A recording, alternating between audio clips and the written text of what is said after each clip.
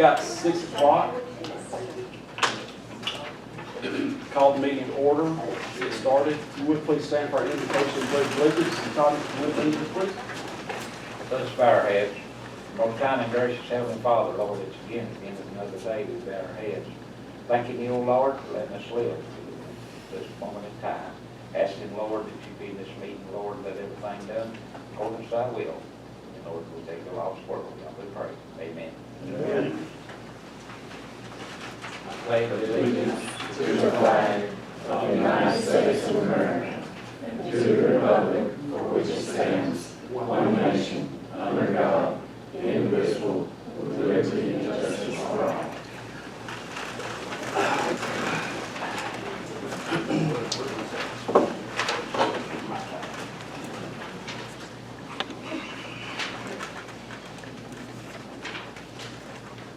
The next item is item 2, reading and approval of the previous meeting minutes.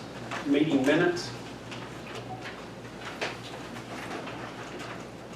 a move, we accept. Second.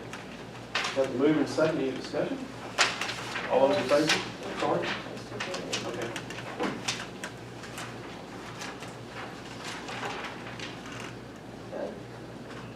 All those in favor of accepting the meeting minutes from last month, please raise your hand.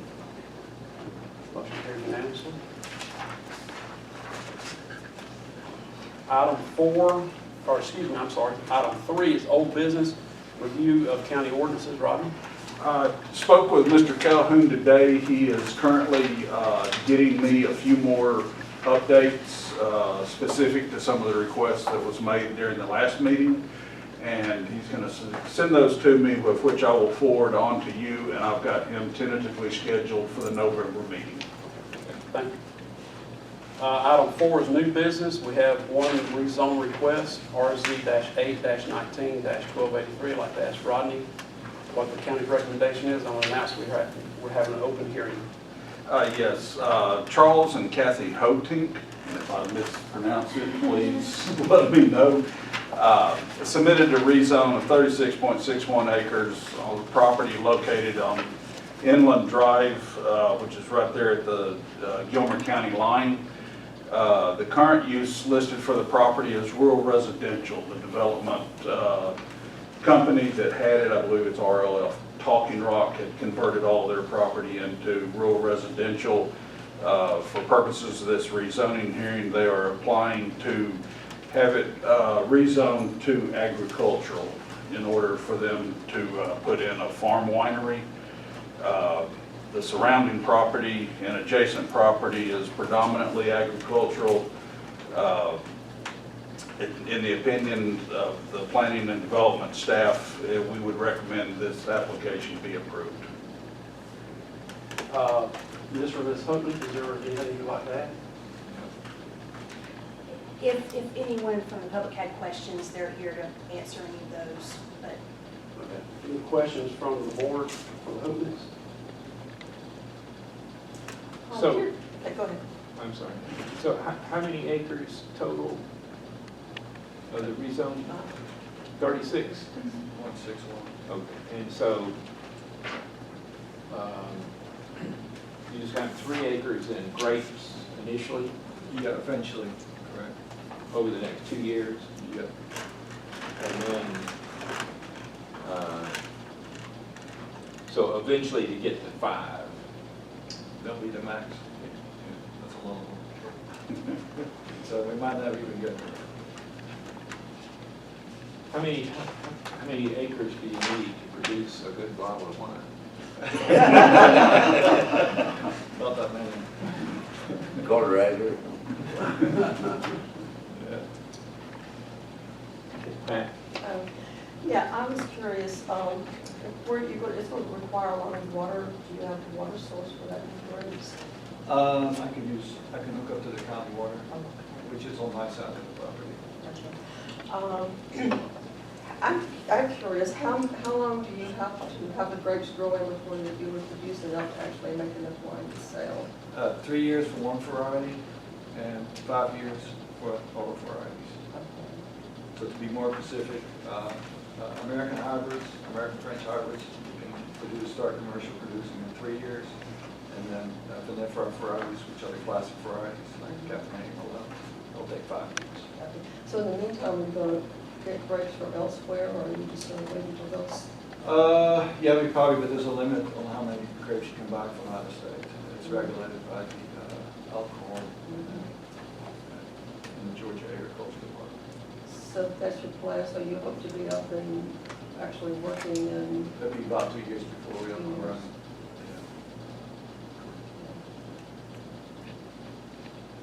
will you be serving food in addition to the tasting stuff? No. I noticed the road was not paved, you have plans on improving the roads? I No?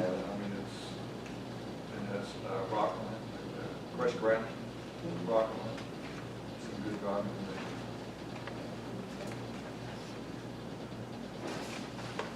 So how many gallons of grapes would you get from 5 acres? How many gallons of wine would you get from 5 acres? In a good year? How many gallons? Yeah, I'm About- just curious. Yeah, it's about 155 gallons per acre, for 5 acres, about 1,000 gallons.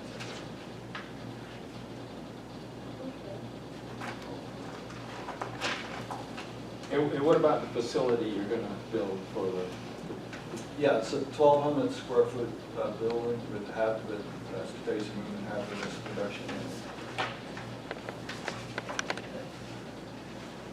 and when would that go in? Well, we start applying once we get the final zoning approved. Okay. Any other questions? If not, we have one person that would like to speak. Ms. Comfort? My question has been answered. Okay. Thank you. Thank you.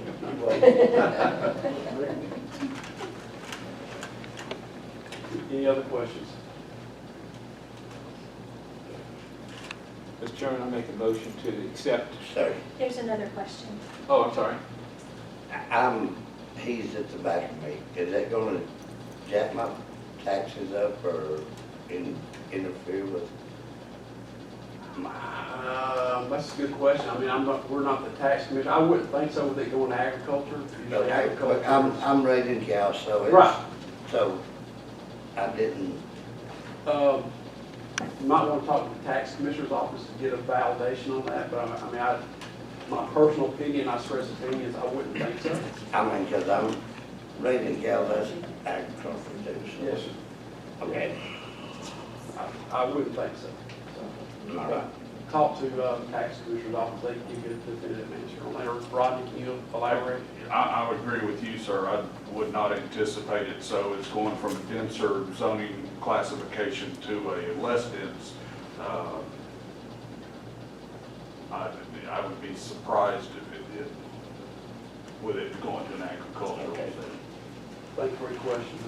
You're putting buffers in on that side also between these, I mean, you said you were putting in some other large buffers and. Oh, yeah. Buffers. And Yeah, we've got 36 acres, so we plan to do everything basically right in the middle. Mhm. So we're far away from any neighbor's property. I ain't worried about the buffer, they just be go deep.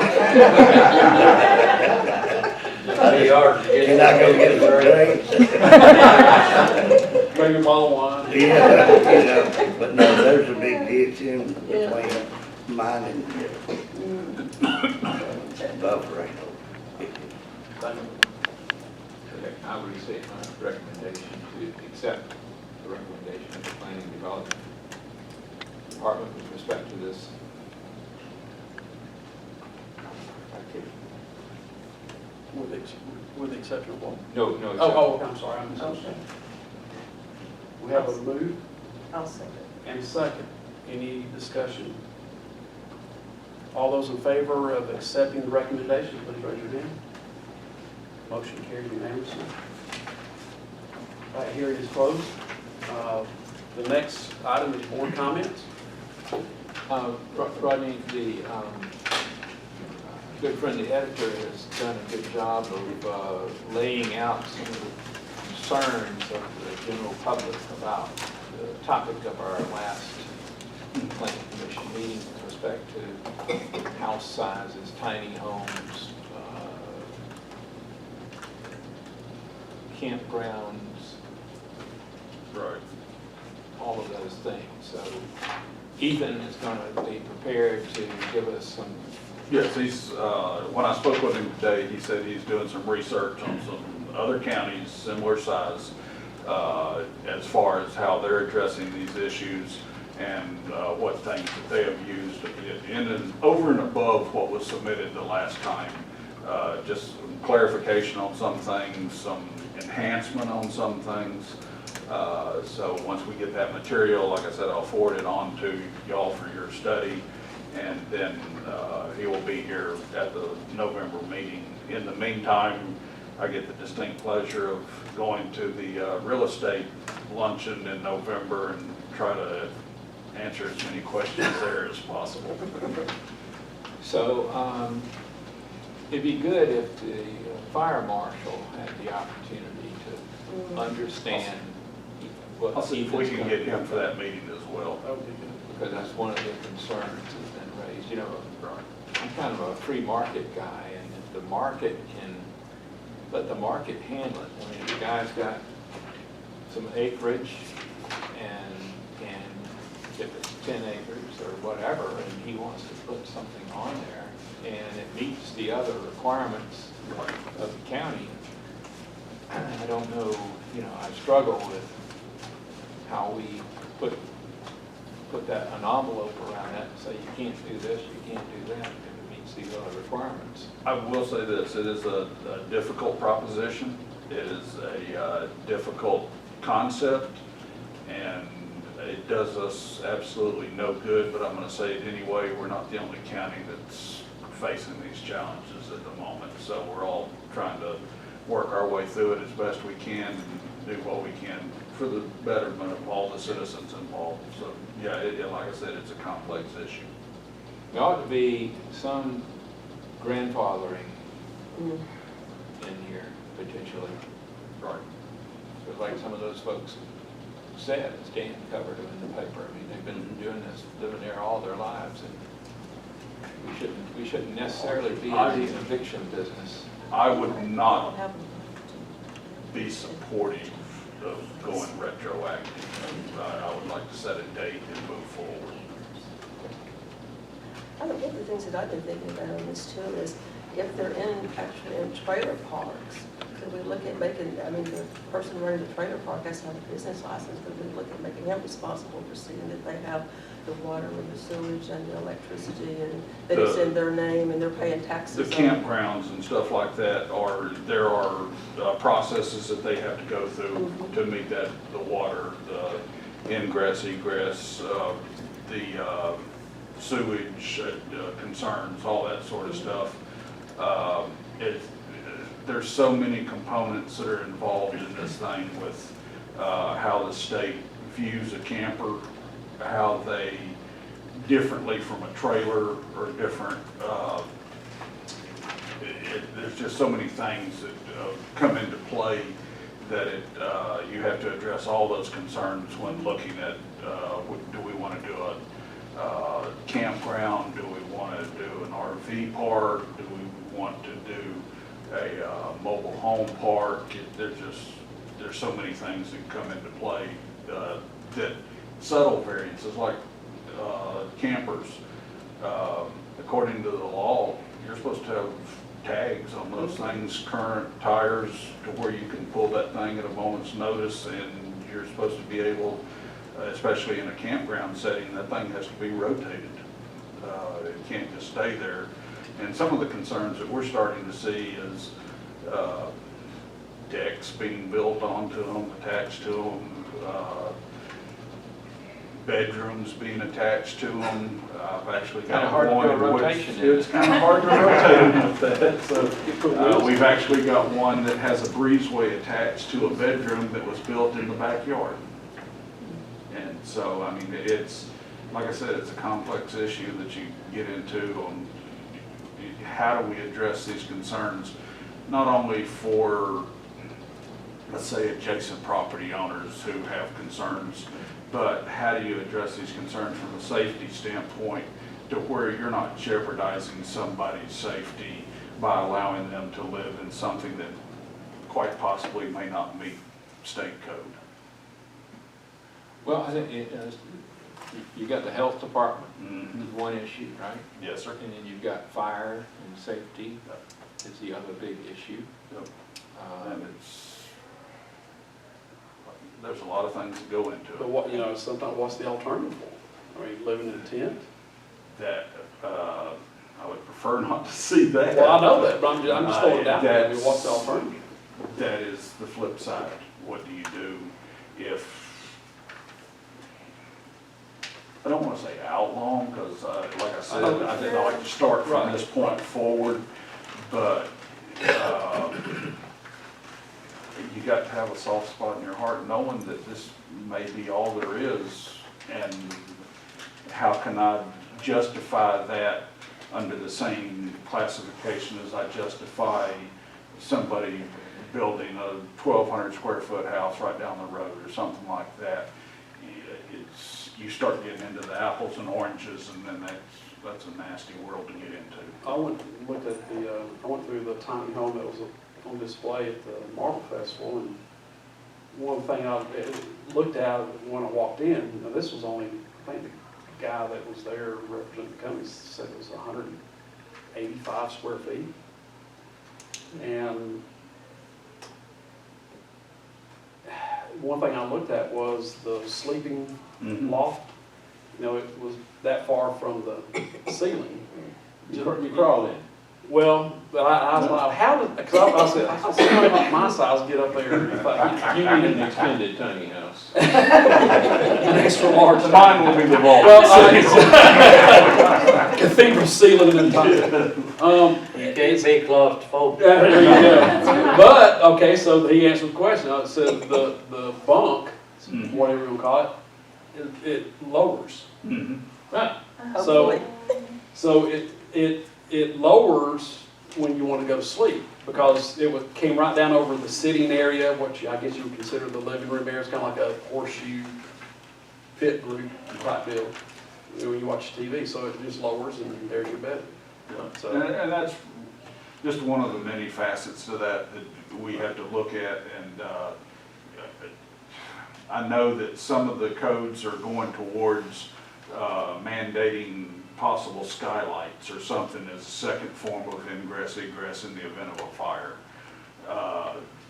There's several things that the state is currently looking at, and so we're waiting on some of the guidance from them as far as our building codes to give us something that we can move forward with and say, okay, this is our basis. We can use this, we can do this, and hopefully address the concerns of the many instead of the few.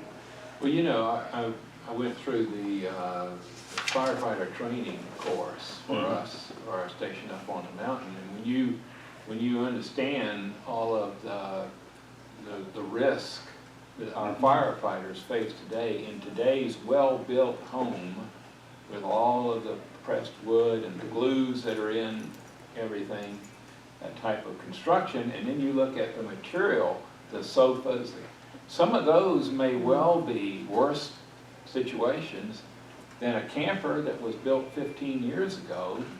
Yes, I mean, so common sense needs to prevail here. yes, and we're, And you can't overlook the rights of people to actually live in unconventional ways too. I mean, you know. agreed. Agreed. And that's a paradigm shift that that for some is difficult. For me, I wholeheartedly agree. I wouldn't crawl into a bunk. No, You need an extended one. I'm with him. Give me that cathedral ceiling at the bare minimum and lower that thing as low as it can get. But I have to understand and realize that there are some people that have absolutely no problem doing that, and which is fine. I understand that. I just don't want to obligate the county from signing off on giving permission to something that could come back to haunt us at a future point in the event of some type of emergency.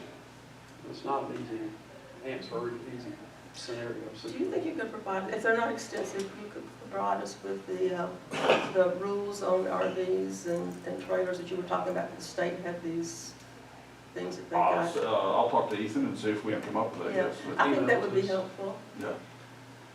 Because Let's see. I think the county has some as well. In fact, I know it does, that where you have to rotate, and that's the kind of stuff that Who came up with that rule, the rotation rule? state. Didn't it? Basically, the way that a camper and a recreational vehicle are classified, the way that they're built, are different from the codes for the state of Georgia for a stick-built house. And a lot of the things, that's why I say the subtle nuances, like, you know, your car tags, you got to have the axles on it, all this sort of stuff, because if it's classified as a camper, it's got to be a camper. Right. And then,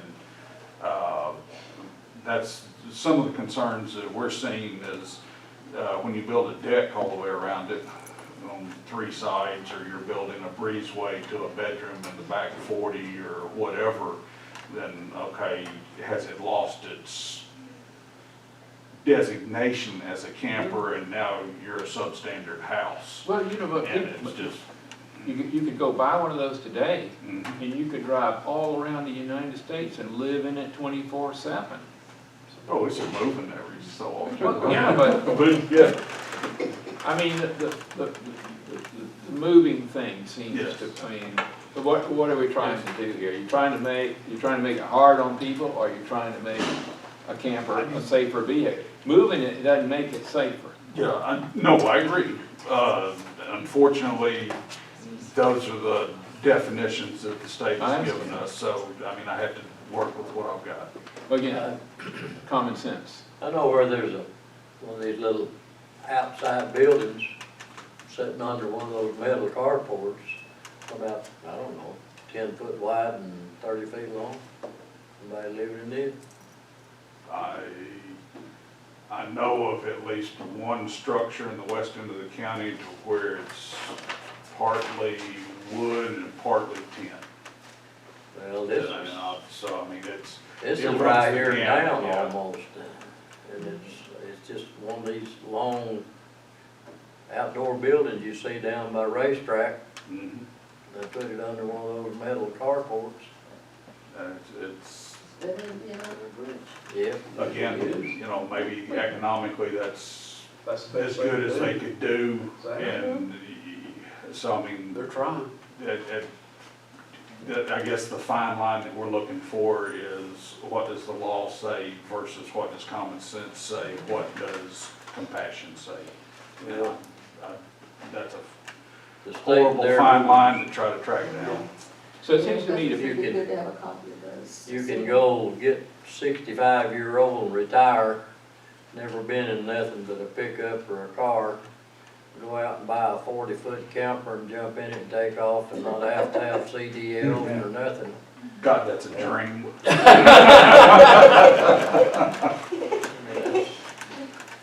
it seems like to me one of the distinctions needs to be, Well, I've seen He's never, people, he never seen a curly one either. one of the distinctions needs to be the parks, the places where a lot of folks are, and then a distinction between private property. Right. Right. So, that's one thing that we're looking at. is- Parks have got larger health-related type issues. True. Also, like you say, some of the vehicles are increasing in size. Some of the design standards that are currently in effect are so archaic that I'm not sure you could get a 40-foot camper into some of them. So the people that have come to me and asked about potential campgrounds and the sort, what we're telling them now is that we will entertain. I've got to do my septic, I've got to meet the health departments, that sort of thing. But the county is open and willing to discussing with them perhaps a different design, something larger to accommodate these larger type vehicles and meet the needs of all involved. Especially if they're looking for snowbirds, because they're going to plan on living Yes. on theirs all winter. Yep. Yeah, and then the fire marshal gets involved, should get involved because of ingress, to have adequate access for emergency equipment to be able to get in there and do what needs to be done, when it needs to be done. So it's, Was a thorny subject, It is. and apparently nobody's figured it out exactly right yet, so maybe we can be the first. I'm still leaning towards getting the 40-foot camper. Well, Harold, as long as That's it's what I I'm like talking that about, they've idea. never drove nothing like that. Right. You got to have CDLs and drive a school bus or a dump truck. I'd hate to go You over a jump couple that thing passes and out of take off. Colorado in one of them. You have to have nothing. It's 9,999 pounds is Yeah. the threshold, and so if you're 1 pound over at 10,000 pounds, then you're right. But again, that's one of the That's one of the things that goes into what we have to deal with, yes. Any other comments? we need to get this right, because Bill's probably gonna put one of these tiny houses in his backyard. So you can come visit or something? But then it becomes. Might be a little man accessory- cave. Then it becomes an accessory building, so it's okay. That's true. Any other comments? Okay, the last item is public comments. Any public comments? If none, the last item is adjournment. Your motion to adjourn? Thank you. The meeting is adjourned. Thank y'all for coming out. Thank you.